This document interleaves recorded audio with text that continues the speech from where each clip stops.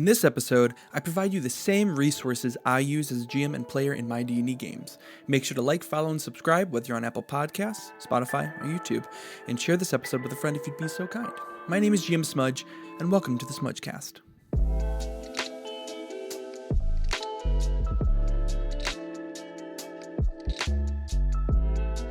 What's up, everyone, whenever or wherever you are and listening to this podcast.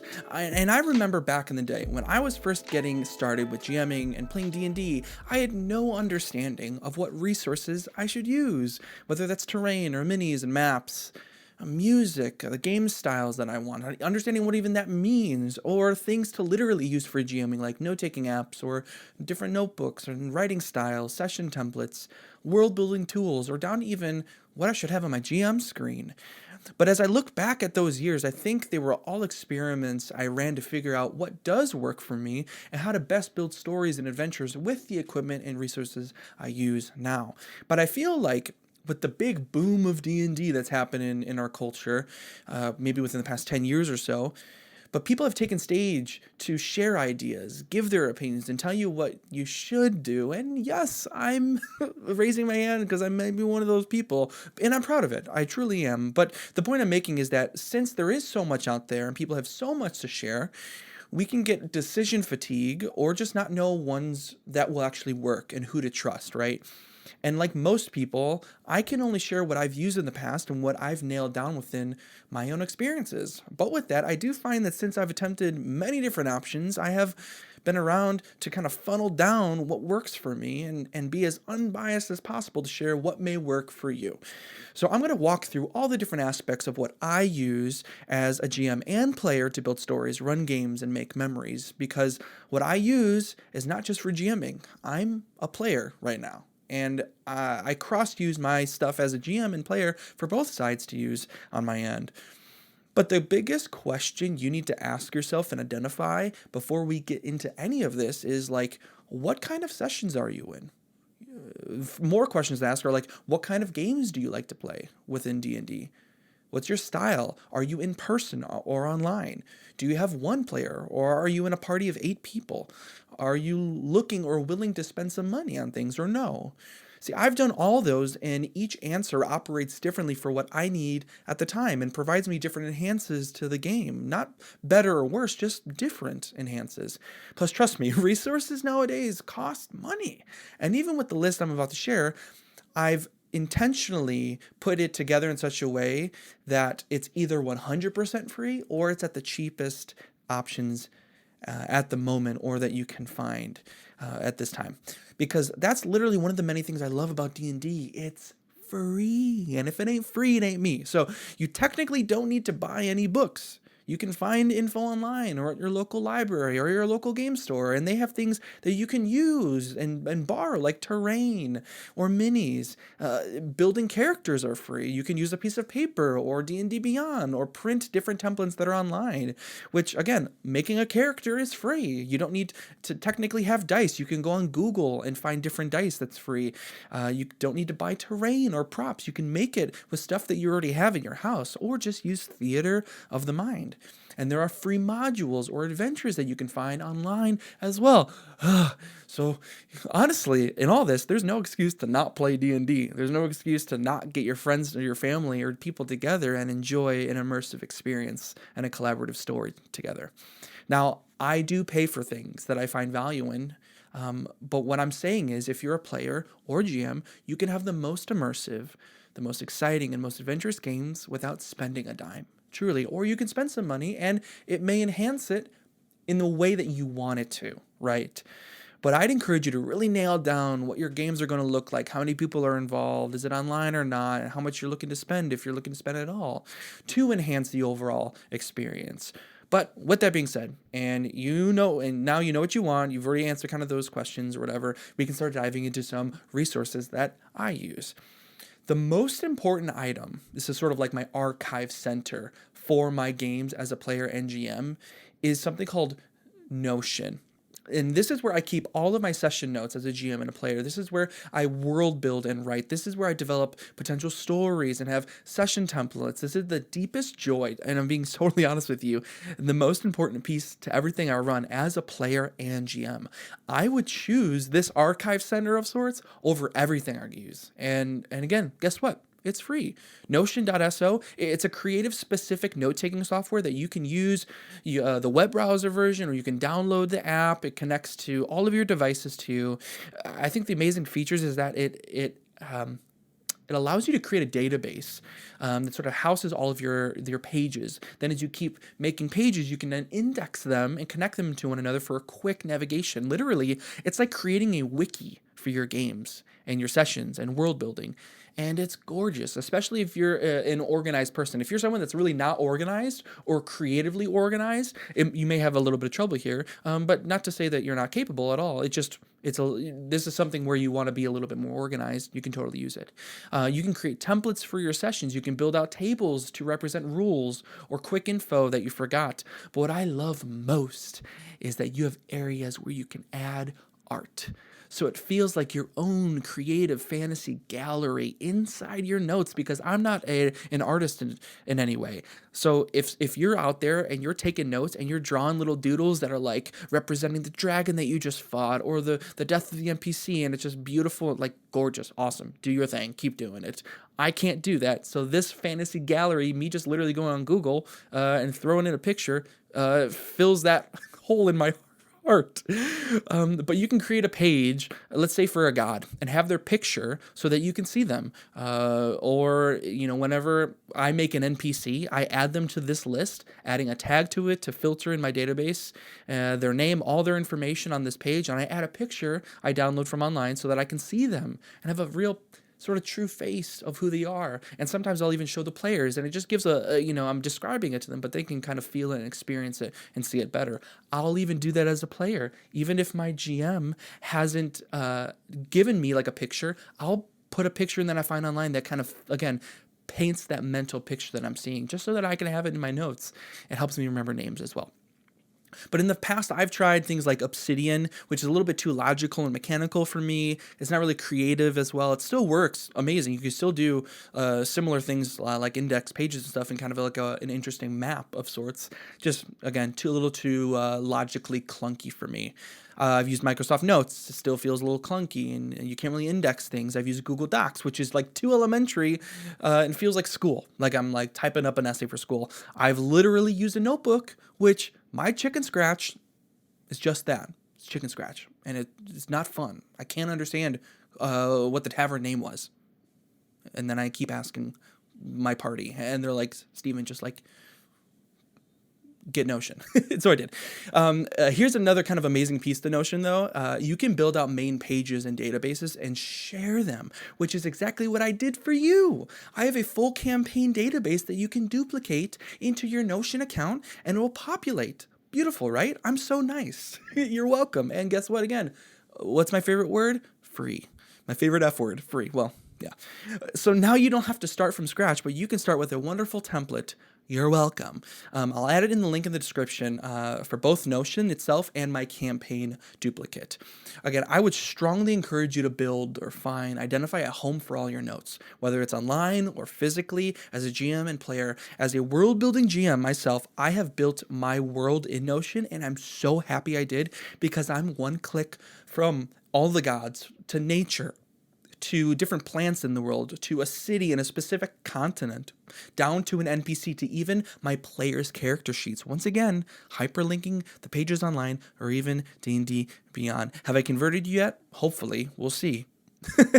I mean, it's at least worth checking out. I mean, what else is, for me, important and it's really good to think about is like your mood for your game. So moving from your kind of archive center into sort of like the mood that you put into your games, that immersive mood and the ambiance in your games. I love setting a good mood with really good ambience with kind of the matches the tone to the story of the moment. And for me, music is the number one factor for mood setting. You can have a weird, smelly basement for your games, but if music is on point, it's going to add a whole nother level of immersion. And there are great options out there like Tabletop Audio, Sirenscape, which I haven't really used a lot of, but I've played around with it enough. Even YouTube, and there's a bunch more that are all free. I just Google it. And to be honest, you don't have to even settle for one. You can have multiples, which I've done. To this day, I'll download a sound effect from a random website for free, like Adobe, and I'll use it for something like specific for a moment that I really can't recreate later. Plus, it can be hard if you're online versus in person, right? Within this, and now I'm going to be honest here. I think I have some growing in this area when it comes to online gaming music, because out of all my games, there's been one situation in the past, I think it's been over 6+ years, where it didn't work. Otherwise, it's 100% effective in person or 99.9% effective online. So what I use is Spotify. I have loads of D&D moment specific playlists I use. I'll just hit shuffle on a playlist and I'll let Spotify kind of take it from there. A couple ones I use and I've made are all D&D immersion, D&D battle or chill battle, D&D ruin, D&D chill conversing, D&D imminent, D&D investigate. All different ones that I've made, and there's so many. There's like 20 plus. I think I've made 33 of them. I'll add my Spotify link in the comments below. And if you're accessing from your desktop, again, make sure to click in the public playlist, and then everything will populate. But if you click via in the mobile device, they'll all populate. Again, Spotify can be weird. I love them so much. I do love them. I love them so much. I even made a D&D chill vibes playlist for when I'm world building or writing sessions or if I'm cooking. I just love them so much. And if you don't have Spotify, that's totally okay. You can download it and use the free version and still access all of these. You might just get an ad once in a while, but which is why that 0.1% ineffectiveness occurs. So that's the kind of the expense I'm talking about financially, if you're willing to spend some coin on. But it works really well for me. Plus, I get to use it for all my other musical tastes. But overall, you can create a session, which is really cool, and then share it with people, and then have them join in and listen in at the exact music that you're playing. So once again, this is unfortunately the paid version, not the free version, but that's the price you pay for a really cool, controlled musical experience that you don't want to buy any other softwares for to allow for online musical listening purposes, etc. It's the easiest and fastest way for me. All in all here, I think your mood setting is way more dependent on the music or the sounds you use versus the physical area you're in or the online platform you use for your games. I mean, still pick up your room, Jared, if you're playing in person. I don't know if your name is Jared or whoever that is. But let's move on and, onto less about story in nature and more about the laws of the games itself. Kind of like game mechanics. A couple aspects to this, the game mechanics is one, you don't learn them overnight, and two, your greatest skill with the rules and mechanics of D&D is to learn how to change them in a way that creates a better story for your table, even down to the moment of creating a different mechanic or altering the mechanic for the story and your party and the players and your experience. And there are more resources out there in this world and online about rules, about mechanics for things, about fixing I'm doing air quotes right now, a broken rule, which in my opinion, 99% of the time are all about opinions and feel versus any objective reality to your story. Why? Because those people changing those rules are not in your game. And they're not in your story. So copying and pasting those types of rules that you find online or mechanics don't always make for a great story or experience in your games. So I rarely even bother with looking for new mechanics or rules because I'm altering rules or mechanics already to make sense of my story every week. But to that point, we do need to know or have a place where our foundation of rules is present and where we can go back to time and time again, which could look like you having a player's handbook, a monster manual, a dungeon master's guide right in front of you as a GM, or even a player for your player's handbook. I never did that. I always Googled it on the spot if I never needed a reminder as a player or as a GM. And when I heard about D&D Beyond, that helped solve any rule issue, which that's something to note too, is is I have my laptop in front of me with Notion up, with the session, with all my other notes, music going from my Spotify, with my GM screen in front of it all, right? I have a tab open on Google and D&D Beyond, plus all my character sheets, my characters and their sheets. But as a player, I don't have my DM screen, obviously, but I have Notion, I have Spotify because I help, and then I will have D&D Beyond and yeah, Notion. I have it all up. Again, I'm cross-referencing GM stuff to player stuff. But at that point, I really just love having Google or having D&D Beyond up because it's so quick, to be able to look up stuff. And then same thing with my GM screen. I have a plethora of resources, mechanics, and rules on this for story references I need. And before I share what I have on my GM screen, just know there's no right or wrong here. Just what makes sense for you and your game. If you feel comfortable with the Dungeon Master Guide at your side, use it. I just hate wasting time looking up a rule in that fashion, even when I'm watching like Critical Role and they'd stop and do that. I just would say, let's just make a rule that feels really good and everyone's kind of on par with it. And then maybe look it up later. Again, maybe that's, my attitude and whatever. I just want to play. I want to have fun. So when it comes to game mechanics, D&D Beyond's great and Google is great, but here is what I have on my GM screen that really is the cherry on top for all this. So I'm going to go left to right on my GM screen. I have 4 sort of tables on here that show everything. Oh, panels, not tables, excuse me. So here's what I got. I have a full action list and for the players and their turns. I have a full player combat action lists with additional attack types like my adrenaline and tactical attacks, which is homebrew stuff. I have skill checks just so I can make sure my mind, I'm just silly. I'm a silly human. Sometimes I just forget. I have object AC because how many times does a player want to break down a wooden or a metal door? I want to know what the AC is, and it's just helpful for a guide. The biggest point of reference on this panel is my magic type. And even now, I've doubled my magic types and built out new ones, but even on here, I've got the typical Schools of Magic within 5th edition, but I also have it where there's a small description of it and a color, because anytime a player asks to cast Detect Magic, I want to provide them the exact nature of what they're looking at within that. I want to provide them the best answer. If they're looking at Arcana checks or if they're just doing something specific within Magic, I want to be able to give them a creative story specific answer. So that's important. It's huge for me. And then I also have some healing potion charts, concentration stuff, object HP. Simple stuff right there.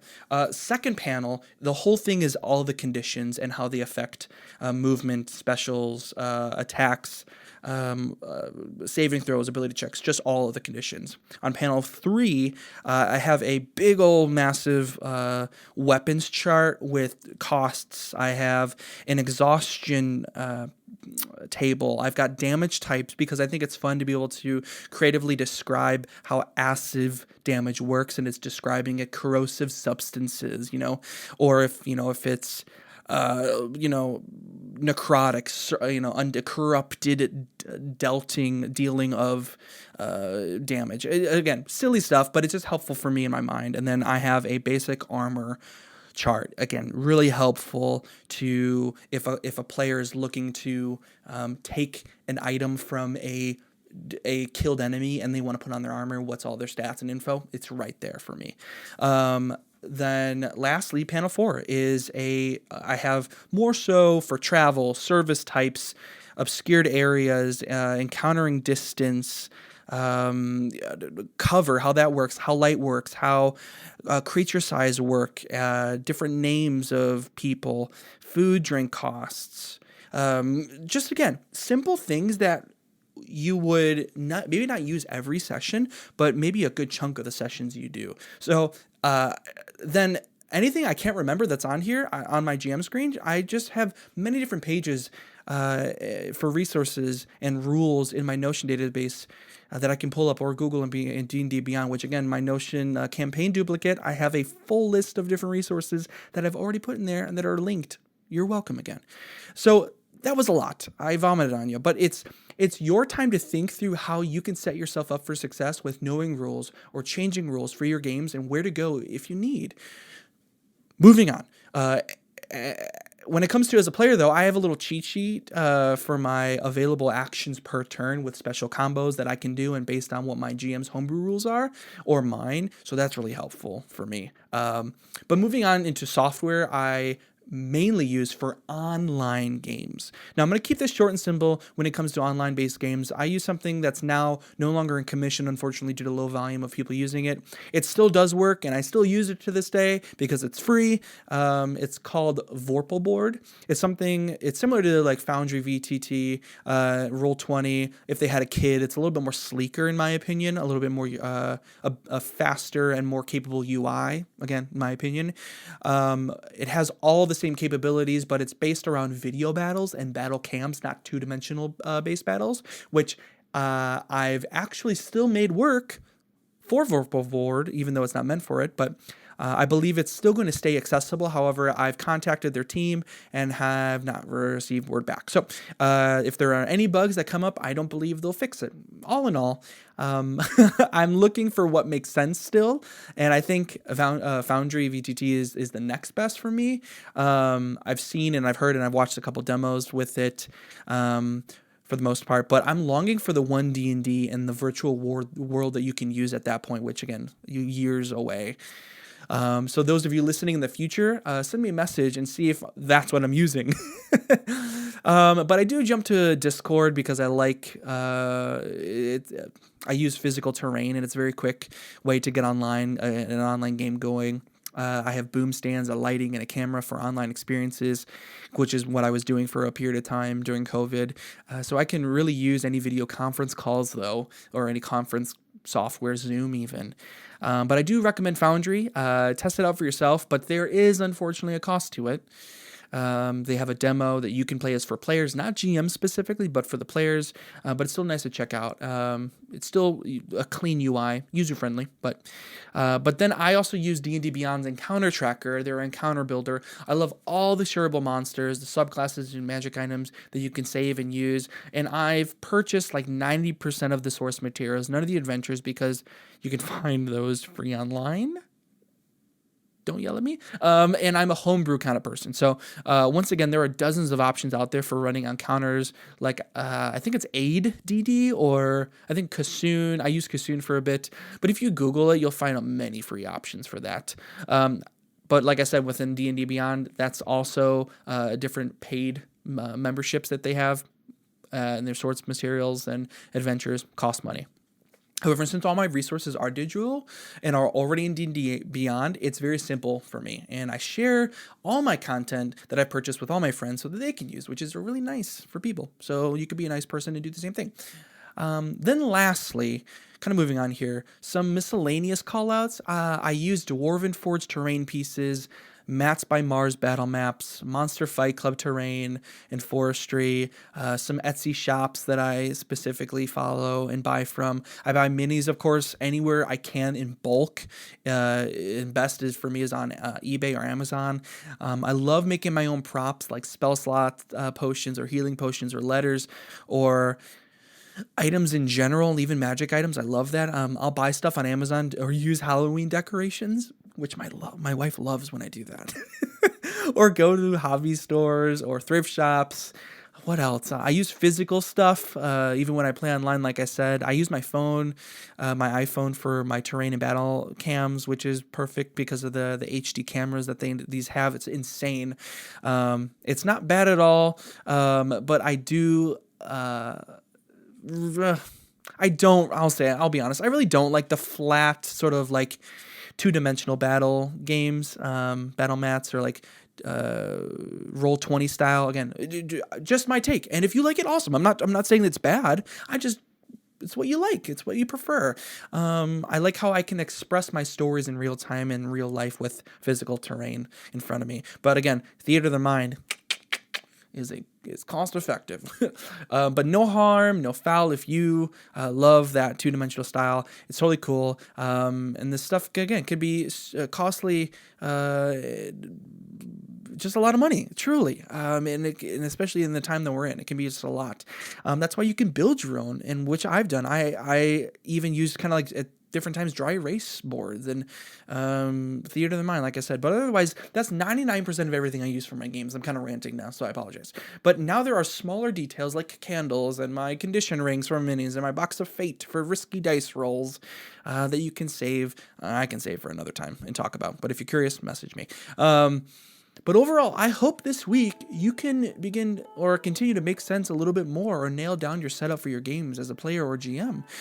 This does take time. It takes energy and sometimes some coin. However, I do not regret the things I've purchased. All that I shared intensifies or simplifies my games in the best ways possible. And if you're having trouble or need support in any way on this, or just want to talk a little bit more about it, please message me on Instagram and TikTok at GM Smudge, all one word. And GMs out there, I have a lot of support and advice and help when it comes to inspiration for your games. I have a couple links down below that's revolved around inspiration for your stories. I call it the Inspiration Vault. My writer and I, we've created this free downloadable PDF that focuses around different aspects of your game. We have two thus far. One is a Dungeons Editions for stories and specific dungeons, and Session Edition is the second one for like session scene support with 20 plus various scenes that you can use, which I use every week when I'm building sessions in my games. And right now we're working on a Wilderness Edition, so that'll definitely be out before the end of the year 2022. Is that the year we're in? Goodness help me.